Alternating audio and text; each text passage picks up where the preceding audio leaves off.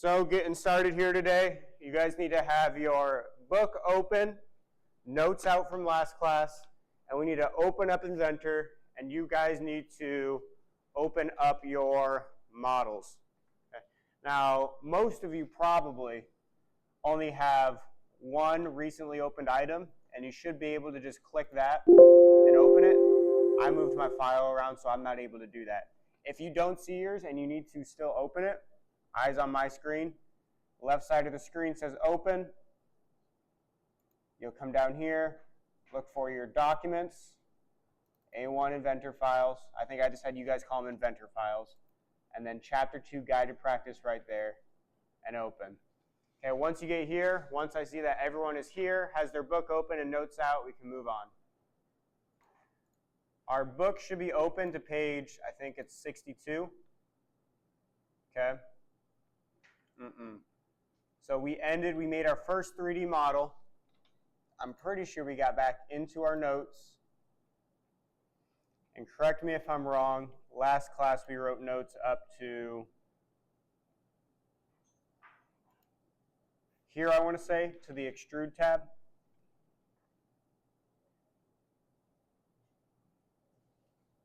I think that looks right. Okay.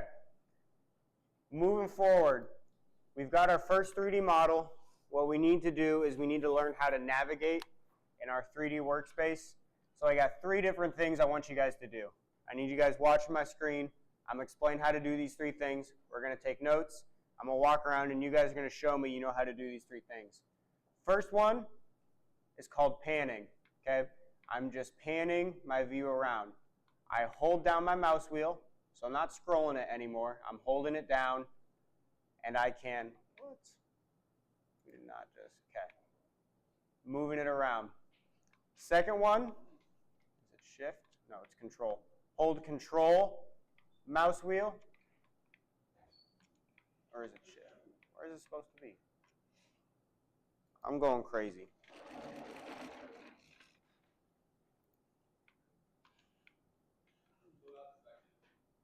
Did you fix it or just don't want nothing to do with it?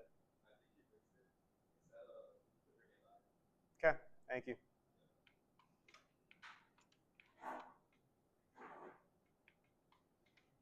Guys, I think I'm going crazy. I think my keyboard's just not working actually, but we'll see. I had it written down. Hold shift and mouse wheel. So I should be here. I should hold shift, mouse, there it is, okay. My keyboard just was not connecting. Shift and mouse wheel will orbit. Okay, we're rotating around our object. And then up in the top right, we have this thing called the view cube. If I press a square view, it takes me square. If I go diagonal, if I get way out in the middle of nowhere and I've lost my project, you come up to your view cube and you click the little home and it takes you back. So in your notes, I want you to write those 3 commands down and how to do them. Okay. Once we have a 3D model, we can navigate our workspace. First one is panning, where you hold down your mouse wheel. Nope, same notes. You're continuing the ones we did last time. Oh, this is the last slide, huh? Okay, everyone should be filling out the last slide of their notes right now. To pan around our model, we hold down our mouse wheel, and then you can move it around. To rotate around our model, or orbit,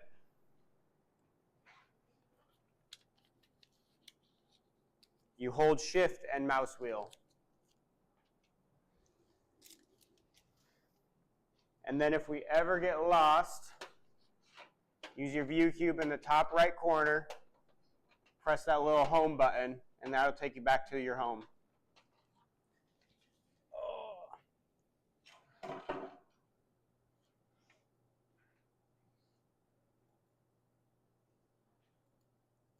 All right. That's navigation. I think that's the last note we have in here. That's the last note you guys have. Okay. So if you guys would like, you can put your notes away. That's all the new notes we have. Everything from here on out, well, for the rest of class, I should say, is going to be in your book I think we're zooming ahead to page, that's view cube, panning, rotating. We're going to skip all the perspective stuff. We're going to skip display options. Okay. Skip to page 71, adding an extruded feature. So last class we created a rough sketch, we added dimensions and constrained it, and we extruded it. We're going to do that again. Okay. First step here, super quick, I need all eyes on my screen, starting a new plane or starting a new sketch on an existing plane. So before, when we started our sketch, we started on these 3 planes in our origin. Okay, those were all imaginary. Okay, kind of just out in the middle of nowhere attached to our origin. Right now, we're going to build off of an existing plane. So I'm going to start my 2D sketch, and I want to go off of this top plane here. See how it highlights green? I select it.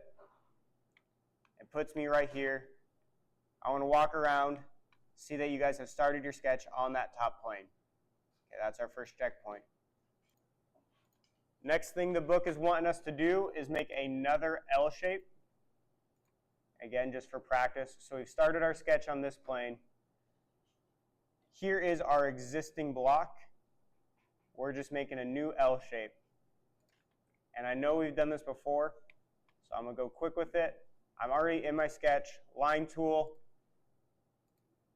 But we're going to rotate this L shape a little bit. It's going to be rotated kind of more like an R, like a lowercase r.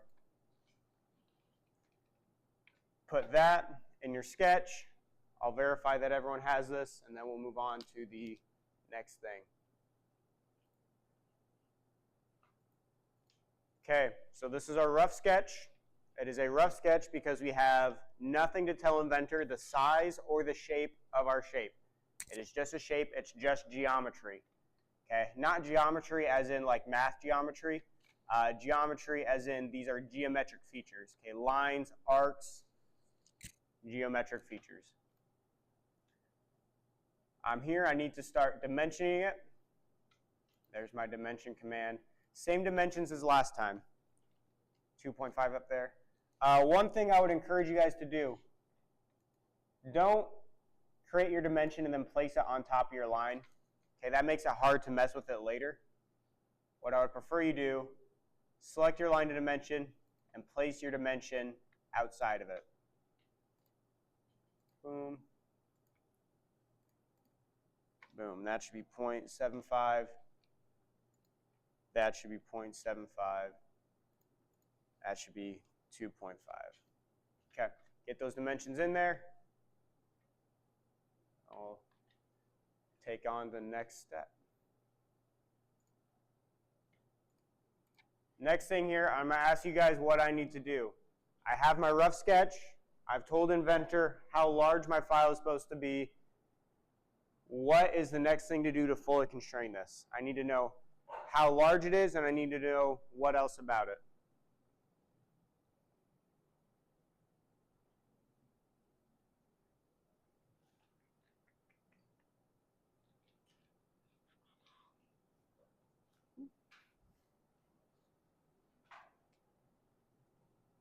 Alan, what do you think? I need to dimension it for size, and what else does Inventor need to know?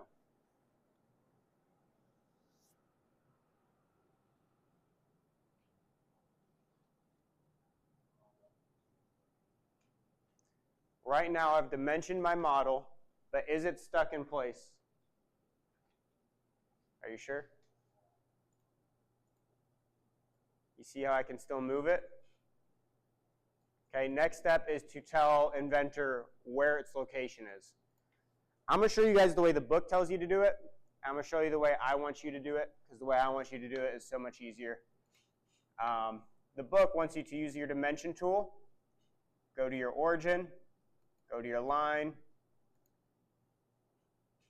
and then dimension tool again, this line to your origin, and then it wants you to set both of those to 0.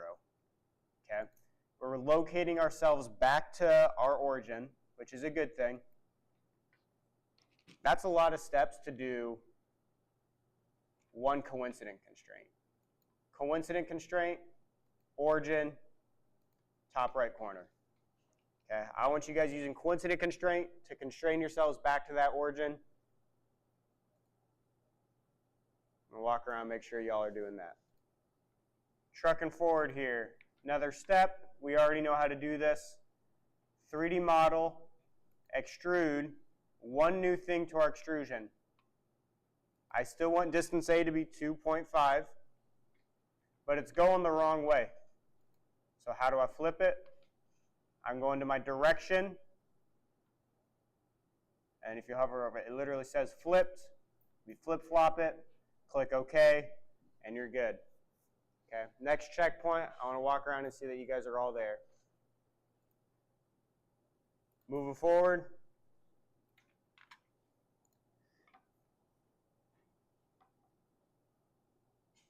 Okay, we're going to start another new sketch on top of our big flat plane here.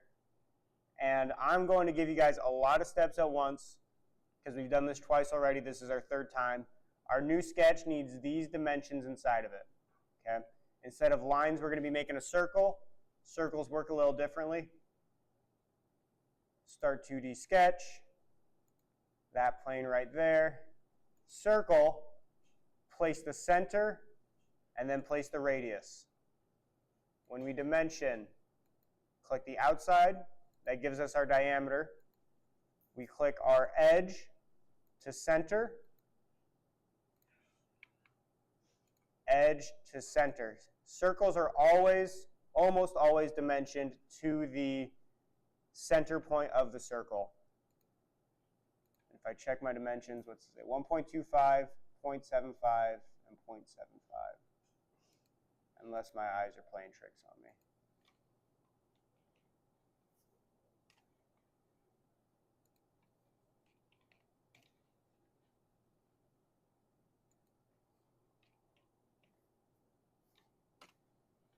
Okay, get that sketch done. When you do, go ahead and hang out. Okay, new type of extrusion. So far, all of our extrusions have added to the model. Now we're going to do what's called a cut. I'm going to go to my 3D model tab, extrude tab. Distance doesn't matter too much. I'm going to set it to 0.75 because I'm being specific. And then in my Boolean, instead of join geometry, I'm going to cut geometry. And you see it slice through. Go ahead, get there, click OK. That's the next new thing. Boom, first cut. Next cut we're doing, and this is the last feature we're adding. Okay, we've technically had 4 features. If we look through our feature tree, on the left side of my screen, or my model browser, I can see one extrusion, I see my second extrusion, I see my third extrusion. If I ever need to go back and mess with one of them, I can right-click, edit the sketch that I made, or edit the feature. So if I edit the sketch, I can go back in, plug in new numbers. If I edit the feature, I can go back in and mess with my extrusion. Hopefully we don't need to do that yet, but there will be times you need to do things like that. New sketch. I'm going to give you all the steps at once here. Start new sketch. On this plane, the only new thing here is a different type of dimensioning. I'm going to use my line tool, and I'm making a triangle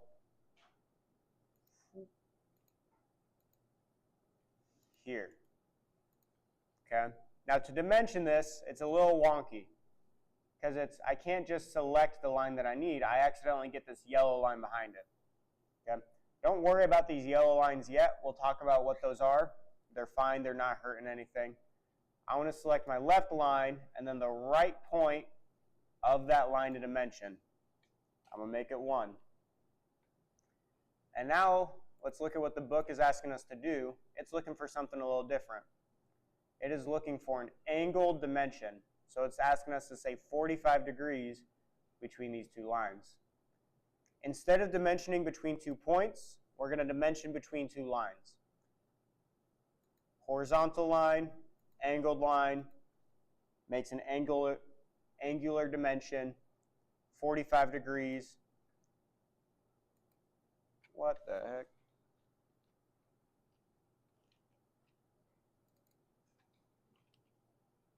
There we go. Okay.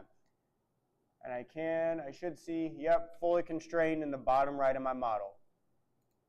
I'm going to leave that up. The last thing here, extrude, cut, make sure it's not going all the way, just through this. Okay. So a lot going on right there. Throwing all those steps together. It is now your turn. So make sure your model's saved. This is everything that we're doing for the first guided practice. Okay, we touched on planes, rough sketches, dimensions and constraints, extrusions, both to make new material and cut out material. How I want you guys to turn these in. First, make sure it's saved. But I don't want you to turn in the inventor file. Okay?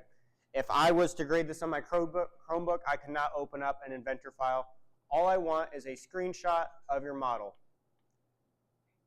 I need you to open up your Windows, and we're going to search for a tool called Snipping Tool. SNIP, Snipping Tool right there.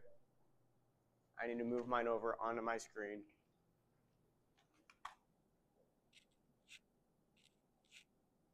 Here we are. Okay. With my snipping tool, I need everyone looking at my screen. This is how we're turning in our first inventor grade. New cut. And I'm just going to drag a window over my model. Once I have that, where'd my mouse go?